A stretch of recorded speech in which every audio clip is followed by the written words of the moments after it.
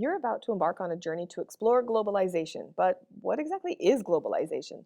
I can give you official definitions like the integration of economic, political, and cultural systems around the world, or a growing trend toward interconnectedness around the globe. You could call it a force for growth or prosperity if you're an optimist. But if you're a pessimist, you might say that globalization is a force of environmental and cultural destruction. Many think of globalization as the creation of a global village. That's because of technology. We're all part of a community. Like a village, we have the ability to connect with each other and have a responsibility to help each other if we all want to thrive.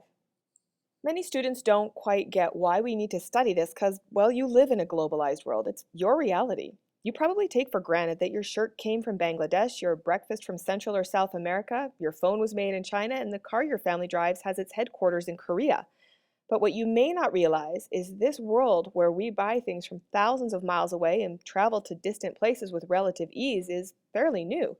By giving you the opportunity to learn about the history of globalization, you can better understand how this phenomenon affects other people or what could potentially happen in the future.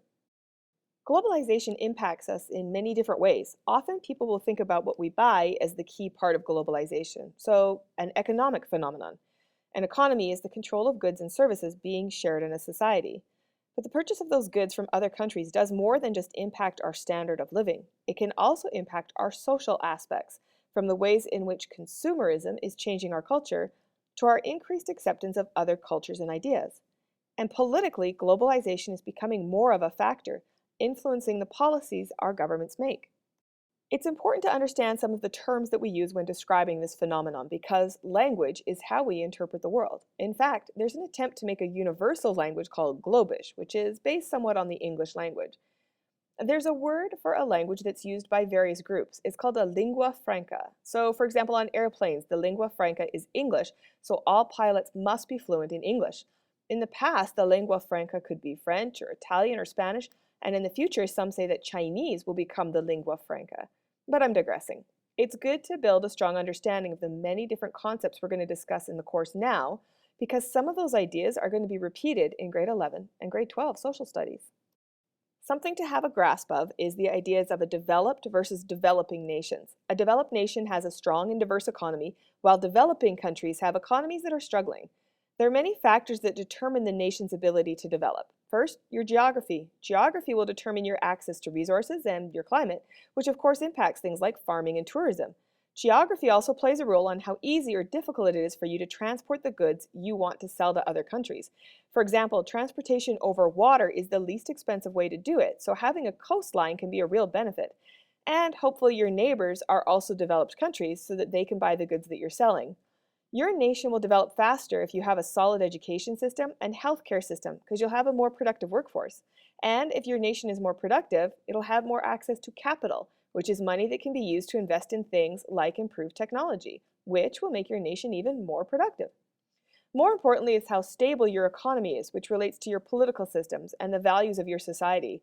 Are they more accepting of new ideas and different peoples, or is the nation more repressive and always seems to be fighting with others, either within their country or outside?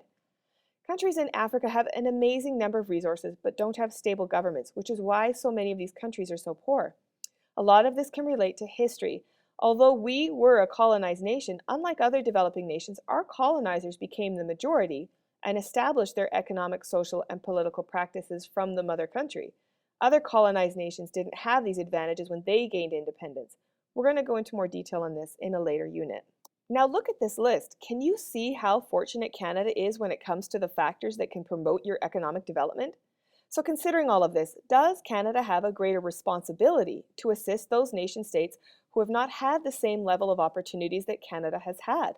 Should we help those countries that are sometimes referred to as the third world? Have you heard that term before? Or have you ever heard somebody say, ooh, that's a first world problem? Well, these terms originated way back during the Cold War when those who were allied with the United States were considered the first world and those allied with the Soviet Union were part of the second world. So the third world was everyone else who wasn't aligned with those two groups, which often meant poor countries. But the thing is, the Cold War is over and there's no longer a second world, so the first world and third world terms aren't really accurate. So instead we use the terms developed nations instead of first world and developing nations instead of third world. In a future video, we'll look at why some people don't think we should be even using those labels. Another term we use that you should be familiar with is the Western world. When we say the West in reference to a group of countries, we're talking about Western Europe, including those regions that were colonized by those countries. So when we talk about the Western world, we're including Canada, the United States, Australia, New Zealand, and members of the European Union. An older term that's not really used a whole lot anymore is the idea of North versus South, which actually isn't defined by the equator, but the fact that most developed nations are in the north and less developed nations are south of the equator. But the north includes Australia and New Zealand, and the south includes China, so it can often confuse people and we don't really use it. Let me pause here for a second and talk about maps. Often the maps we use have an underlying message because we often associate size with importance. Does this map look accurate to you? Did you know that it makes the northern hemisphere look bigger than it is and therefore projects the idea that it's more important? The reason this happens is when this map was created, it was to help European navigators who were spending most of their time in the northern hemisphere. So they expanded the latitude lines the further north you went. Check this out. This is a more accurate representation of the size of land masses.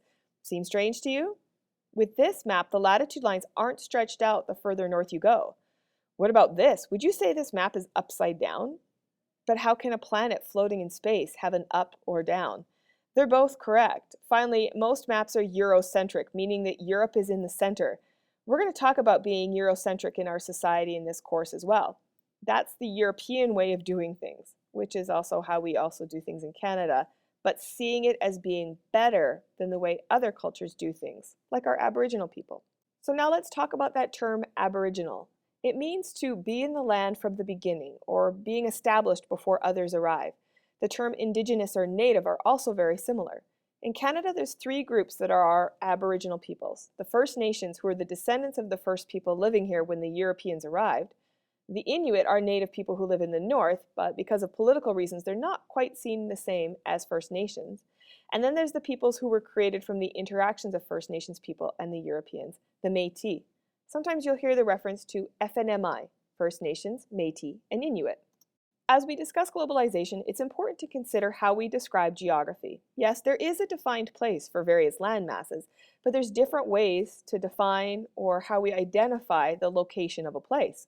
And that can demonstrate our understandings or perceptions. Let me give you a simple example. In Canada, we often describe how far away a place is in time versus physical distance. So Grand Prairie is 3 hours away, not 325 kilometers. That may be due to the fact that we live in an enormous country and distances from place to place are much larger here than, say, in Europe, where you could go through a few countries when you drive 325 kilometers. We might also consider human versus physical attributes when describing a location. So it's near the mall versus street or GPS coordinates. Considering those human attributes can give you information about a society, like the fact that you have a mall shows a level of wealth and access to goods in your community. As you watch the videos for this class, please remember that this is just a forum to give you the basics. There's no way I can cover all of the concepts you're going to be studying this year. But this is the foundation that you must understand in order to formulate and defend your own opinions. And don't just skim over things to get assignments done. Dig deep to really get an understanding of the world around you, which impacts who you are. It's like the difference between snorkeling and scuba diving. I find snorkeling's okay. I can get a view of what's in the water, but when I go diving, not only can I get a closer look at the variety of things, but I also feel like I'm in more control, and I have a lot more fun. So decide now to scuba dive through our course instead of just snorkeling and skimming over it all.